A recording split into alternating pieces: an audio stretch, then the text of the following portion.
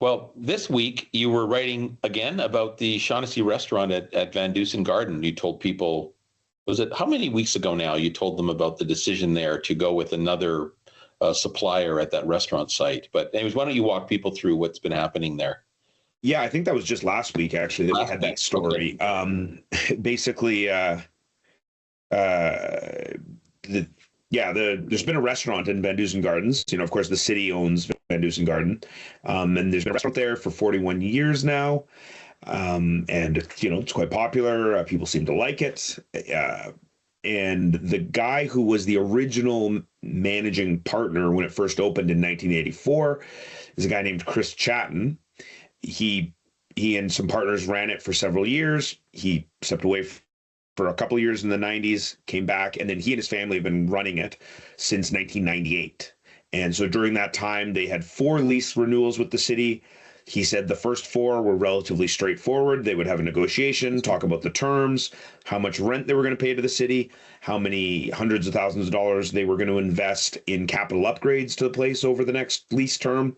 He said that the first lease term for lease renewals went fairly smoothly, but then something had changed this last go round, and as he tried to negotiate the 5th renewal, so which was kind of to go from 2025 onwards, he said over the last several years he was having trouble. It seemed to be it was not going well, and he was having trouble getting answers. And then eventually he learned, to his surprise, that it was going to have to go to a public procurement process. So instead of just negotiating with the city and continuing, they were going to open it up and see if anybody else out there in the marketplace wanted to take over this lease. And the city put it out to a public process.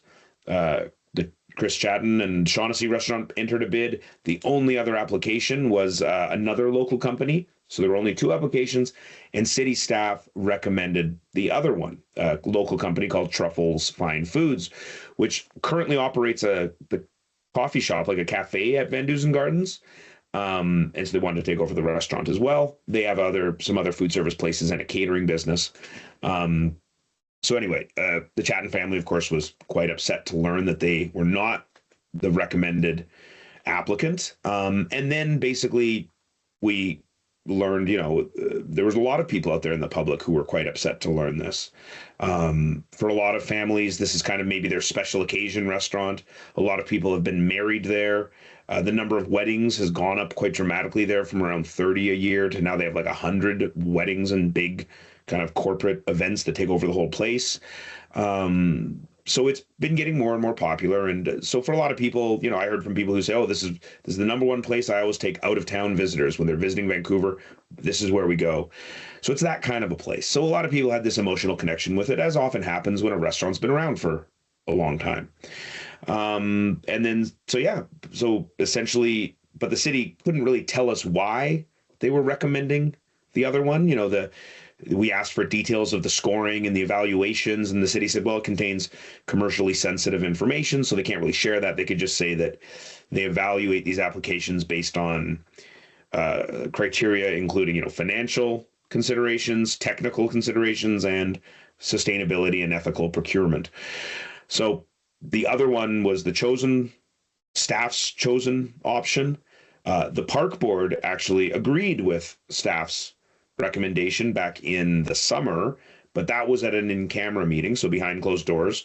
So not only could we not see the discussion about it, but the park board commissioners are not allowed to talk about it publicly now. Anyway, it was on the agenda originally for council to make a decision in the summer because, a lease extension of this size requires council approval as well as park board. It was on the council agenda in the summer. It was removed at the last minute. It was withdrawn. And then it came back on the council agenda for just yesterday, this week, on September 17th. And so that's kind of what led us up to this week. Right. And of course, this was a staff recommendation. And I believe, as you say, they wouldn't say how the scoring was, but staff did say it was a slight advantage to Truffles. Yeah, so not significant. Whatever that means. That came up in yesterday's council meeting. So we get to council, and usually procurement decisions, contract awards, they're not usually they don't usually take up a lot of time at council. They're usually kind of almost rubber stamped. Council says, yep, all looks good. This is who we're choosing to operate this coffee shop in this venue. This is who we're choosing to do our dump truck services or our scooter rentals or whatever. Usually contract awards are pretty non-controversial, and council just approves staff's recommendation.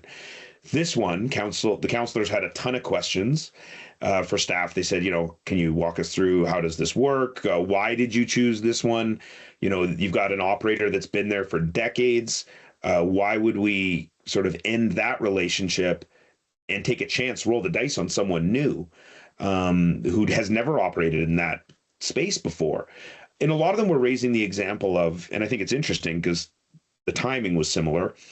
Back in the summer, the city council had to decide on the lease for the restaurant at the Kits Beach concession. So Kits Beach, the second story there above the concession, the Boathouse restaurant had operated for a number of years. That lease was coming to an end. That went out to a public procurement process, but the Boathouse company didn't apply for it. So they weren't trying to stay. And There were 3 applications. The city chose one from the Hawksworth Group. They were successful. So that's going on. But it wasn't like an incumbent was being forced out, especially a long-time incumbent. So that was different. So council was asking these questions, saying, why, can you help us understand, did you factor in the incumbency? The fact these people have been there for a long time, they're well liked in the community, there's kind of some heritage value. We don't have a ton of long-running businesses in the city of Vancouver. And in this case, this is kind of a multi-generational business now. Chris Chatton, who started there back in 1984, his daughter started as a teenager, a busser, a server, and now she's their head of events and weddings and kind of the next generation looking to take this over. So city staff, or sort of council, were asking all these questions, and staff were replying. And one of the things they said is, well, it was a very, very close. We had 2 very good applications, and there was just a slight edge for one of them. So it sounds like it was close. Would city council be privy to all of that background material, the material differences between the applications? I believe they have access to some information that's not public that we don't have. Okay. But I don't have that info. And so I think they have access to some confidential info about how the decision is made. Right. And how the scoring kind of worked out, but we don't have that in the public. Right. And ultimately it is council's decision. So they made a decision to stick with Shaughnessy. And, again, staff, I think, would say that they were following city policy. Yes, they did. They said that repeatedly, and to be fair, council didn't dispute that. Council, said we want to thank staff; they're doing their jobs.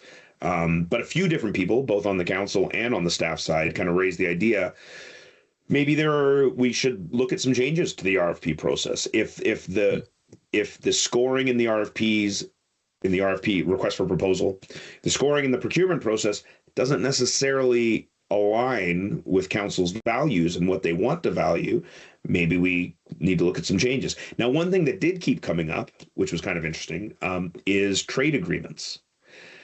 City staff, the head of procurement, was saying, we need to make sure that we comply with existing trade agreements, the Canadian Free Trade Agreement and these other agreements that say you kind of need to open things up to fair and transparent competitive processes. Interesting. Wow, that. Okay. Well, this is settled for now anyways. Well, not exactly settled. We're not sure exactly what's going to happen going forward. They'll have to, I think they'll still have to negotiate a lease, but it is, it is, Shaughnessy restaurant and the Chatton family can stay. And, the head of Truffles was at the meeting yesterday and he was quite gracious and congratulated them. And he sent a note to me as well. And, so he wished them all the best. And yeah, he's not the bad guy in all of this. No one said he did anything wrong. And they just applied. Yeah, that's interesting. Okay.